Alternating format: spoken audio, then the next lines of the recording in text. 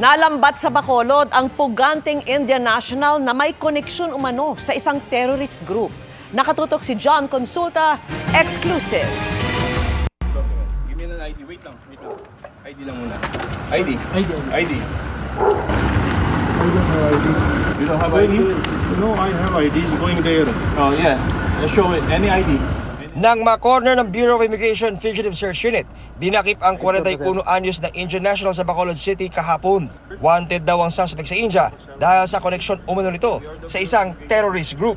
Medyo nahirapan lang tayo na i-track siya kasi nga gumamit siya ng ibang identity. So reportedly may ginamit siya na Nepalese passport at ibang pangalan. Na-involve siya sa murder, kidnapping at robbery. Sinasabi din na kabilang siya sa isang terrorist group sa India na dati na rin na nahuli natin few years ago yung kanilang mga miyembro dito. August 2023, nang maaresto ng mga otoridad sa Iloilo ang 3 miyembro ng Kalistan Tiger Force terrorist group na nagpalit din ng kanilang mga pangalan para makapagtago sa bansa. Paniwala ng BI, kasamahan ng naaresto ang 3 na-deport na sa India. Napakahalaga na masawatan natin itong mga kagaya nitong mga pugante at may involved sa terrorism na dito nga sa atin namamalagi. Kasi hindi malayong mag-create din sila ng local group nila dito at maimpluwensyahan yung ibang mga Filipino na sumapi sa kanilang terrorist group. Patuloy ang koordinasyon ng BI sa kanilang Indian counterparts para sa agarang deportation ng puganteng Indian. Sinubukan namin kunan ng pahayag ang suspect pero ayon sa BI, nakakulong na ito ngayon sa detention facility sa Bikutan, Taguig. Para sa GMA Integrated News, John Consulta, nakatutok 24 oras. Magsasampung buwan nang naantala ang rehabilitation ng daan at drainage sa isang bahagi ng Caloocan City. Abala na umano yan sa mga residente at motorista lalo't nakatiwangwang ang mga materyales sa lugar. Agad dumaksyon ang inyong Kapuso Action Man. September 2023 ang nakasaad na completion date sa proyektong rehabilitation ng DPWH Metro Manila 3rd District Engineering Office sa daan at drainage ng Samson Road at Torres Bugalyon sa Caloocan City. Pero maghuhulyo na, di pa rin umano tapos ang proyektong sinimulan. Marso ng nakaraang taon at nagkakalaga ng mahigit 14 million pesos. Hindi na makadaan ng maayos ang mga pedestrian, yung mga tao at saka yung mga sasakyan dyan. Napakatagal ng nakatiwangwang. Ang mga materyales ng proyekto na iwan lang na nakatiwangwang sa lugar. Nahirapan kami na magandang dito. Motorista at saka tao dumaan dyan kasi nga natitenga. Mga kapuso, pagkatapos po nating idulog sa 3rd District Engineering Office ng Department of Public Works and Highways, walang 24 oras. Dumating na po ang kanilang mga trabahador para simulan ang clearing operation dito po sa area ng Caloocan. Aminado ang DPWH Metro Manila 3rd District Engineering Office na sadyang na-delay ang proyekto. September 2023, dapat yung completion date na tinatawag. Yes, Hindi po. ho nasunod ito. Yun po, yun sa mga reason po, yun yung mga permits nga po, tsaka yung naging activities po ni Maynilad. Kaya nagkaroon tayo ng revised completion date para, syempre, bigyan ng time si contractor na makakope dun sa mga naging delays. Bakit ho nangyayari yung ganyan? Yung may naiiwan ng mga kalat? May mga process po tayo, may mga inspection po before sila mag-demove. So, kahit completed na siya nung May, natapos yung project nung May, inaantay po natin na ma-inspect po talaga lahat ng project before sila umalis po ng site. We will make sure po na makiklear po lahat ng mga spoils and mga natirang materyales po ni contractor. Sa ngayon ay naalis na ang mga naiwang materyales. Mission accomplished tayo, mga kapuso. Para sa inyong mga sumbong, ipadala nyo lamang sa Kapuso Action Man Facebook page. Dahil sa naman reklamo, pang-abuso o katuwalian, tiyak may katapat na aksyon sa inyong Kapuso Action Man. Posibleng maging state witness ang person of interest sa pagpatay sa beauty pageant contestant at nobyo niyang Israeli ayon sa PNP. Kasunod yan ang mga inilahad niya tungkol sa sinapit ng magkasintahan bago matagpuan ang kanilang mga labi. Nakatutok si June Veneracion. Isang person of interest ang naging susi para makita ang mga labi ng beauty pageant contestant na si Geneva Lopez at nobyong Israeli na si Yitzhak Cohen. Voluntaryong lumapit sa mga otoridad si alias Junjun, ang nagmaneho ng sasakyan na nagdala sa magnobyo sa Kauai site sa Kapas Tarlac kung saan sila inilibing. Batay sa salaysay ni alias Junjun na isang mekaniko, napasama siya sa grupo na sangkot sa krimen dahil may ipapaayos daw na heavy equipment. Pero laking gulat niya nang dumating sa lugar at pinasakay na lang sa isang SUV. Ang sasakyan na sinasabi niyang pinasakay sa kanya, yung sasakyan ng dalawang biktima. Pagsakay niya doon, patay na yung dalawa. Sa passenger side sa harapan, tabi ng driver, nandun yung babae at yung lalaki ay nandun sa likod. Ang sinasabi pa niya, nakabalot na daw ng kumot yung mga mukha. Si alias Junjun ang pinagmaneho sa SUV ng mga biktima habang nasa isa pang sasakyan ang mga sospek papunta sa Kauai site at doon nga inilibing sina Geneva at Yitzhak. Unang plano isa maghanap pa nga ng equipment na baka makapagbukay pa sila, but parang hindi natuloy. Inutusan ni daw ang driver na sunugin ang ginamit ng magnobyo na SUV na natagpuang nasusunog ilang araw mula nang mawala sila. Ang sinasabi niya, ang ginagamit niya, tissue, ikot-ikot niya lang yung tissue, tapos sinindihan yung tissue hanggang kumalat na. Inalok pa daw ng isa sa mga suspect si alias Junjun ng 50,000 para manahimik. Pero hindi rin pala ito tinupad ng grupo. Ayon sa PNP, posible siyang maging state witness. Hawak na siya ng PNP. Pinaghahanap din ng dalawa pang kasama umano sa pagpaplano ng krimen. With respect doon sa mga ina-account, we already have names kahit mga aliases po. So nandun po yung direksyon, hinahanap po natin sila, mga civilian po. Lumabas sa investigasyon na may isinanalupa si Giyang sa magnobyo at para umano mabawi ito, pinagpanggap niya si abuso na buyer para pumayag ang dalawang makipagkita sa kanya. Sabi ng abogado ng pamilya ni Geneva Lopez, kilala na pala dati ng mga biktima at mga kamag-anak ang pangunahing suspect na dating pulis dahil may nauna na pala silang transaksyon na may kinalaman sa lupa. They're very comfortable. Siguro, kampante sila na it's just an ordinary business transaction again. Hindi lang po ito yung transaction nila, meron pa po isang property. Malaking figures. It runs it by the million. Meron pong 7.8 and 12 something hectares. Ayon sa pamilya ni Geneva, hindi pa raw natatapos ang paghahanap ng hustisya hanggat hindi pa napaparusahan ang mga may sala. Muli raw silang maglalabas ng pahayag pagkatapos ng libing ni Geneva sa Biyernes. Kinukumpleto naman ng PNP ang mga ebidensya laban sa mga sospek sa pagpatay sa dalawang biktima. Kabilang narito ang mga salaysay ng kaanak ni Geneva, mga dokumento at mga CCTV footage na nakalap sa isinagawang investigasyon. Hopefully po within the week, kung kakayanin po ay makapagsampa po sila ng kaso for double murder against po doon sa mga POIs. But yung pamilya po kasi ng mga biktima ay nakiusap din po na bigyan po sila ng pagkakataong makapagluksa muna dahil kailangan din po kasi natin kuhanan din po ng statements itong mga kaanak ng biktima. Baka sila po kasi yung tatay yung private complainant po. Problema sa pagsasanla ng lupa ang nakikitang motibo ng PNP, kaya umano pinagplanuhang patayin sina Geneva at Yitzhak. Inihahanda na ang kasong 2 counts of murder laban sa mga suspect na hawak ng PNP. Para sa GMA Integrated News, June Veneracion, nakatutok, 24 oras.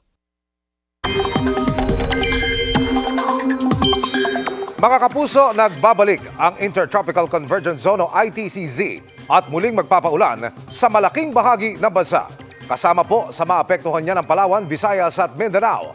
Ang ITCZ ay binubuo ng makakapal na ulap mula sa pagsasalubong ng magkaibang hangin. At gaya noong nakaraang linggo, paggandaan ng banta ng pagbaha o landslide sakaling magtuloy-tuloy ang malalakas na buhos ng ulan. Sa natitirang bahagi ng bansa naman iiral pa rin ang easterlies at localized thunderstorms. Base sa datos ng Metro Weather, may tsansa ng ulan sa Central Luzon, Palawan, Panay Island at Negros provinces sa umaga. Hanggang katamtaman pa lang yan at hindi pa malawakan. Pero pagsapit ng tanghali hanggang hapon at gabi, halos buong Luzon na ang uulanin. May matitinding ulan sa Central Luzon at Southern Luzon, kasama ang Bicol Region. Malaking bahagi na rin ng Visayas at Mindanao ang makararanas ng pagulan. Posible ang heavy to intense rains sa Panay Island, Cebu, Bohol, Leyte, Caraga at Davao Region. Doble ingat, lalo sa mga lugar na ilang araw ng inuulan. Posibleng lumambot na ang lupa kaya patuloy na inaalerto ang mga residente sa banta ng baha o landslide. Sa Metro Manila, paghandaan din ang tsansa ng localized thunderstorms.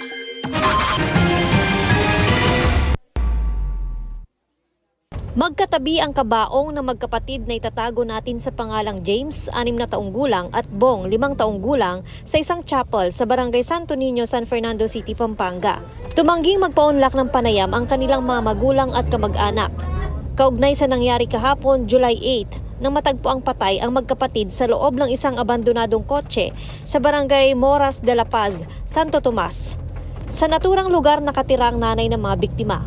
Hawak na rin ng Santo Tomas Police ang CCTV footage sa pinangyarihan ng insidente. Makikita roon ang 2 bata na tumatakbo at saka pumasok sa loob ng van. Nakita po namin yung 2 bata na sila lang po ang pumasok doon sa open parking space na yon. Nung una, doon sila naglaro doon sa katabing van na nakabukas din. Hindi na masyadong napansin sa footage pero pumasok din sila sa isang abandonadong kotse. Mga 2 to 3 minutes sila doon. Lumipat sila doon sa kotse kung saan sila natagpuan until nag-review kami ng mga 2 hours, walang lumabas. Ayon sa pulisya, nakabukas ang pinto ng kotse kaya nakapasok ang magkapatid. Pero sira umano ang lahat ng bukasan ng pinto mula sa loob nito. Doon sa driver side nakabukas, doon sila pumasok. Siguro nung naglaro sila, hinila nila, di na nila mabuksan. So, nabubuksan lang yon from the outside. Sumailalim sa autopsy ang bangkay ng mga bata at ayon sa PNP, lumabas sa death certificate na suffocation o pagkaubos ng hangin ang kanilang ikinamatay. Sabi po ng doktor na nakausap namin, pag yung tao daw na suffocate sa mga ganyang close na like sasakyan, is ang pinakamabilis siyang mawawalan ng malay at tuluyang mamatay, masuffocate is 10 minutes. Gayunman, patuloy pa rin na mag-iimbestiga ang pulisya kung sino ang posibleng managot sa insidente. Mula sa GMA Regional TV at GMA Integrated News, Joan Punsoy, Nakatutok, 24 Oras. Imbis na tagapagpatupad ng batas, ilang pulis pa ang nahuhuling lumalabag sa mga ito at nasasangkot sa krimen. Ngayong taon lang, mahigit 500 pulis na ang nadismisa sa serbisyo dahil sa grave offenses. Ang ginagawa ng liderato ng PNP tinutukan ni Maki Pulido. Ang pagkakasangkot umano ng 2 dating pulis sa pagpatay sa beauty queen na si Geneva Lopez at kanyang nobyong Israeli, latest na lang sa humahabang listahan ng mga aktibo at dating miyembro ng mismong institusyong dapat pumuprotekta sa publiko pero nasa likod pala ng krimen. Noong nakaraang taon lang, isang pulis at kapatid niya ang arestado dahil sa pagsasarili ng police operation. Nanghuhuli umano sila ng mga Chinese national sabay alok na palalayain kapalit ng ₱250,000. Dahil tila wala umano nung nangyayari sa ilang dekada ng pangako ng iba't ibang liderato ng PNP na lilinisin ang kanilang hanay, na alarma ang grupong Volunteers Against Crime and Corruption o VACC. Nakukulangan po kami sa mga initiatives nila, yung mga cleansing nila. It shows. Bakit po kulang? Nakikita na naman natin yung involvement nila sa series of different crimes. Mula January 1 hanggang July 3, 2024, 325 na mga opisyal ng PNP ang nadismiss sa serbisyo dahil sa grave offenses. 4 dito, police colonel, 4 na major, at 7, police captain. Pinakamarami may ranggong police patrolman, police staff sergeant, at police corporal. Karamihan sa mga kaso ay absence without leave o AWOL, kasunod ng robbery extortion. May mga nasangkot din sa homicide, rape, at murder. Sa kabuuan, ngayong taon pa lang, 525 na ang na-dismiss mula sa serbisyo, mas mataas na kumpara noong nakaraang taon. Sabi ng PNP, may mga masamang tinapay sa kahit anong organisasyon, pero di raw nila titigilan ng kampanya laban sa mga ito. Hindi na lamang yung mga pulis na involved yung ating mga kinakasuhan dahil pinapanagot na rin natin pati yung kanilang mga immediate supervisors. Inaayos na rin daw nila pati recruitment maging background check ng mga nag-a-apply maging pulis. On the part of the PNP efforts to really determine what are the root causes kung bakit nai-involve yung mga pulis natin. May problema ba in terms of recruitment? May problema ba in terms of vetting yung mga individuals na gustong pumasok sa serbisyo? Sana nga, sabi ng VACC, may mangyari na sa mga ipinapangakong paglilinis ng hanay ng PNP. PNP should give us that peace of mind, assurance na makakauwi tayo sa bahay natin o even safe at our own homes. Para sa GMA Integrated News, Maki Pulido, Nakatutok, 24 Oras. Kasunod ng Finance Department, nagpahayag na rin ang NEDA ng posisyon ito kaugnay ng pagtigil ng operasyon ng Pogo sa bansa. Bilyong piso man daw ang posibleng mawala sa gobyerno. Mas malaki naman daw ang dulot nitong benepisyo. Nakatutok si Ivan Mayrina. Sa kabila ng mga panawagan tuluyan na ipagbawal ang mga pogo sa bansa, wala pa rin opisyal na posisyong binibitiwan ng Pangulo tungkol sa issue.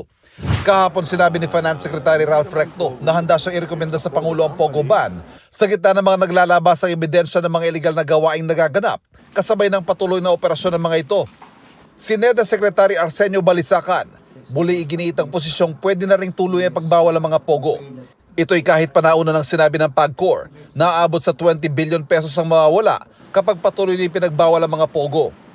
It may be a big number, but the cost and particularly social cost of pogos are quite high, and also we are trying to position our country as a legitimate place for business where we are trying to attract investors to come, tourists to come, and so the least that we want is to have a reputation na nandito yung mga criminals. Hindi pa raw ito pinag-uusapan sa gabinete ngayon ayon kay Balisacan. Pero sakaling humanto nga sa ganito, mababawi raw ito sa ibang mga paraan. Sa paraang mas angkop sa direksyon ng gobyernong makaakit ng mamumuhunan at lumikha ng mga dekalidad na trabaho. If we expand the businesses, then we generate more revenues from income taxes, corporate taxes, from all kinds of, if we import some equipment, we also derive tariffs revenues there. So if you put all this together, there should be more than what you lost in the POGO. Ang Department of Labor and Employment ngayon pa lang pinaghahandaan na ang pagsalo sa may 22,000 POGO workers sa maaaring mawalan ng trabaho sakaling magkaroon nga ng total POGO ban. Anticipating na baka magkaroon ng kanong klaseng decision, then workers would have the option to look at ano yung mga available sa kanya in terms of employment, job facilitation, and also livelihood program. Para sa GMA Integrated News, Ivan Mayrina, nakatutok, 24 oras. Nakapag-taping na para sa Encantadia Chronicles Sangre lahat ng 2016 Sangre including Alena, Gabby Garcia. At busy na rin si Gabby sa hosting gigs kaya grateful kay Boy Abunda. Alamin kung bakit sa chika ni Aubrey Carampel.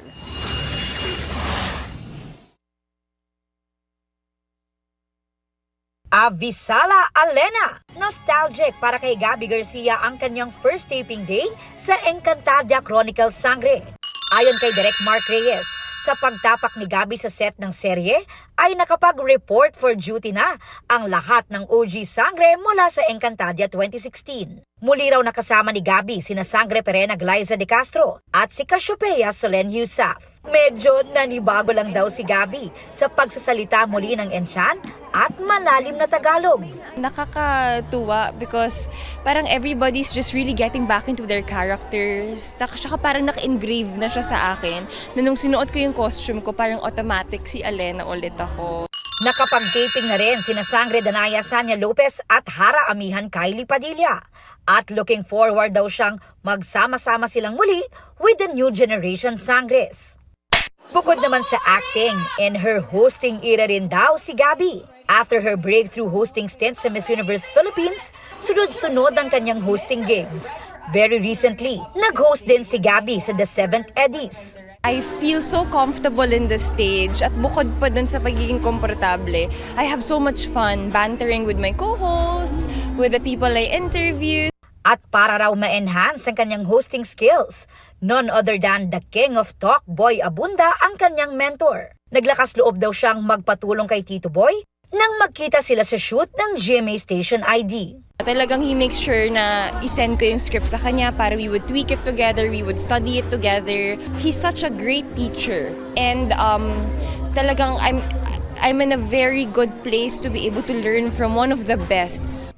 Ngayong araw, dumalo naman si Gabby sa Vogue Talks with the Business of Fashion founder Imran Ahmed. Isa raw sa takeaways niya ay ang tungkol sa AI o Artificial Intelligence. It's such a helpful tool nowadays. We feel like it replaces so much jobs, but actually no AI is perfect and we still do the best jobs. People still do the best jobs. It's there to help us and to enhance and to elevate things. Aubrey Carampel, updated showbiz happening.